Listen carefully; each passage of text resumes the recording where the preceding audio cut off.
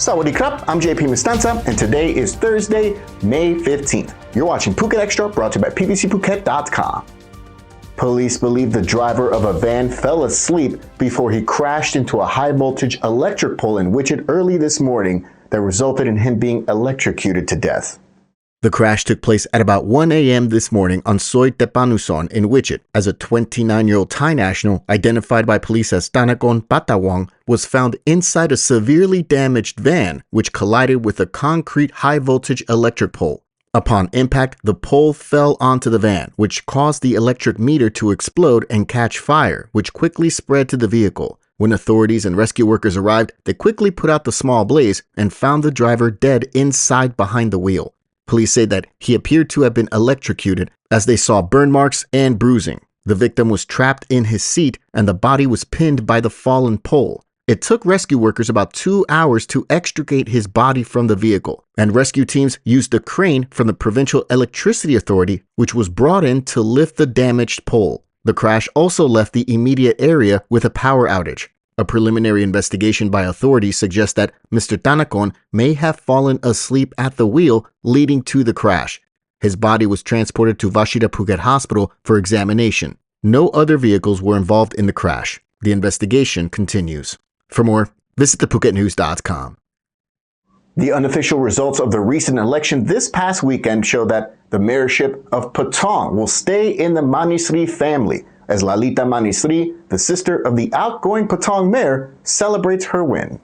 12 major areas across the island saw municipal elections, with local residents going to the polls from 8 a.m. to 5 p.m. on Sunday. In Patong, Lalita Manisri took the victory with 4,458 votes, besting her closest rival, Chalermsak Kepsap, by 843 votes.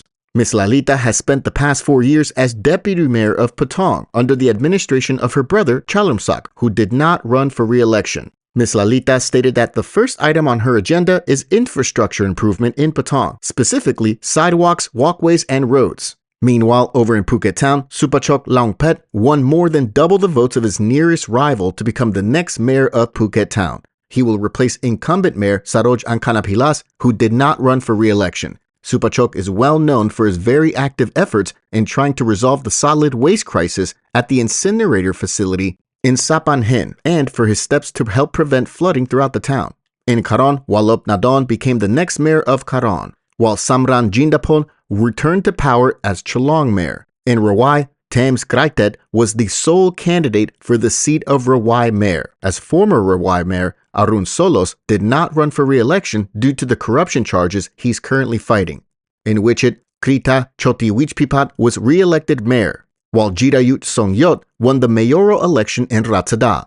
Panya Sampoarat successfully defended his seat for Paklok mayor, while Sunirun Ratchatapruek won the seat as mayor of Changtale municipality. Meanwhile, Chalermpong Kurtsap also retained his seat of mayor of Srisuton.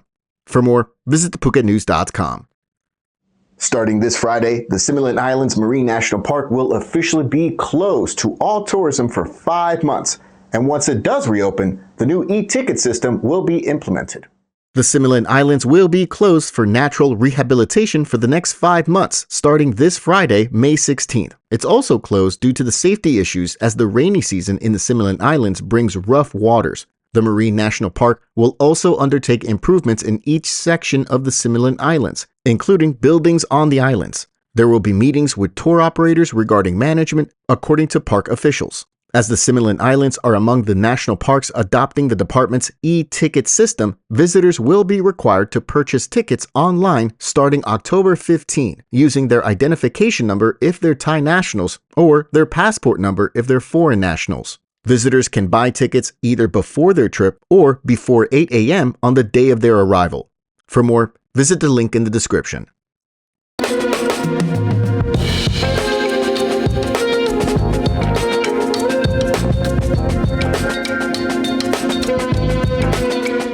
An architectural firm involved in the construction of the collapsed State Audit Office headquarters has denied making any revisions to the original design amid an ongoing parliamentary investigation into the tragedy. The 30-story building in the Chatuchak district of Bangkok was the only high-rise in the capital to collapse when the earthquake struck. Of the 109 workers who were on the site that day, 89 have been confirmed dead and 7 are still missing. Representatives of Forum Architect Co. Ltd. And Meinhardt Thailand appeared before the House Committee on Corruption Prevention and Suppression to explain their roles in the project. The committee is examining possible construction irregularities following the building's collapse during the March 28 earthquake, which have raised suspicions of a structural failure linked to design changes to the elevator shaft. Forum Architect's managing director insisted his firm never submitted revised plans after the design was approved. He said that while the contractor and site inspector sought advice during construction, particularly about decorating the elevator shaft with marble cladding, no formal changes were made to the approved design. The Meinhardt Thailand director said his company recommended reducing the wall thickness by 5 centimeters to accommodate interior finishes, along with corresponding structural reinforcement. He said Meinhardt had no authority to order design changes and did not know whether their suggestions were carried out. He also said that only the SAO, the State Audit Office, as the project owner, could approve alterations. For more, visit thephuket.news.com. For the second year in a row, a debt resolution fair is set to take place here in Phuket as the Ministry of Justice aims to ease the financial burden on debtors in Thailand.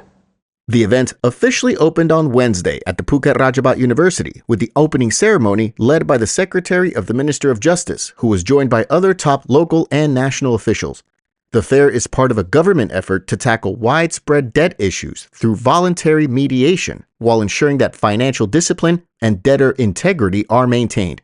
The Ministry of Justice reports that the first year of the fair saw 89 events across 76 provinces, assisting more than 132,000 debtors with combined debts exceeding 23 billion baht. Here in Phuket, where economic growth has not shielded low-income residents from rising household debt, this debt fair event brings together more than 10 agencies. Organizers expect to assist over 4,000 attendees in resolving debts totaling around 354 million baht. Debtors attending the fair can access a range of support measures. These include deferred payments, interest and fine reductions, installment adjustments, and in some cases, suspension of lawsuits or asset seizures. Participants will also receive financial education in an effort to help prevent future debt problems. For more, visit thephuket.news.com. We really appreciate you joining us on this edition of Phuket Extra, brought to you by pvcphuket.com. We'll see you again tomorrow. Until then, stay classy, Phuket. Phuket's rapid modernization has made it one of the world's premier holiday destinations. Investors can still buy quality condominiums for as low as $75,000 and luxury properties can go all the way up to 20 million. Condominiums in Phuket are a safe, secure bricks-and-mortar investment offering foreigners freehold ownership. Call or email Thai Residential, Phuket's #1 trusted real estate advisor, to find your perfect Phuket property.